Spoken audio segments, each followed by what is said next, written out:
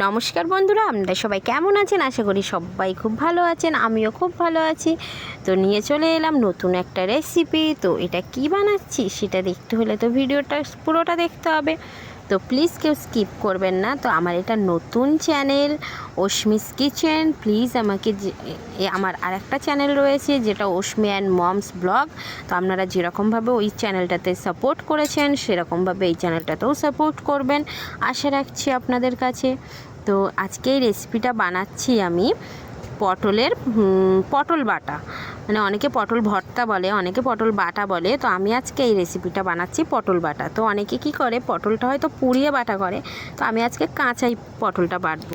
এই যে দেখো, পটলটা আমি প্রথমে খোসা ছাড়িয়ে নিয়ে নিয়েছি, একটু ছোট ছোট করে কেটে, কারণ আমার মিক্সারে বাটবো না, আমি শিলেই বাটবো, কারণ শিলে কোনো কিছু বাটলে তার টেস্ট দ্বিগুণ হয়ে যায়। তো পটলটার সাথে আমি কি কি দেব সেটাই তোমাদের সাথে শেয়ার করব। তো পটলের সাথে দিয়ে দেব কিছু রসুনের কোয়া।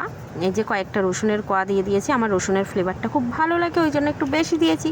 আপনারা চাইলে এটা কম বেশি করতেই পারেন, আর লঙ্কাটাও আপনারা চাইলে কম বেশি করতে পারেন। কি দিয়ে দিলাম, কয়েকটা কাঁচা লঙ্কা, আর এর সঙ্গে দিয়ে দিয়েছি কিছু কালো জিরে।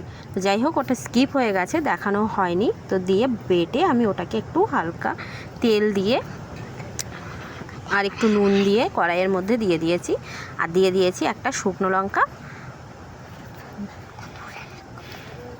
দিয়ে কড়াইতে এটা ভালোভাবে টেলে নেব, যেহেতু কাঁচা বেটেছিলাম তার মানে জল জল থাকবে, তো ওই জলটাই একটুখানি মেরে নেব। ভালোভাবে টেলে নেওয়ার পরে এটা পুরোপুরি রেডি হয়ে যাবে। তো তোমাদের এই ভিডিওটা কেমন লাগলো অবশ্যই আমাকে কমেন্টে জানিও। আর নতুন নতুন রেসিপির ভিডিও পেতে হলে আমার চ্যানেলটাকে সাবস্ক্রাইব করে দিও, সাবস্ক্রাইব করে পাশে থেকো। আর সবার আগে নোটিফিকেশান পাওয়ার জন্য বেল আইকনটা অবশ্যই বাজিয়ে দিও। তো প্লিজ আমার পাশে থেকো, তোমাদেরকে পাশে পেয়ে আমার সত্যি আমি ভীষণ হ্যাপি। তো প্লিজ আমাকে সাপোর্ট করো, আর কিছু বলবো না। সবাই খুব ভালো থেকো, সুস্থ থেকো, টাটা।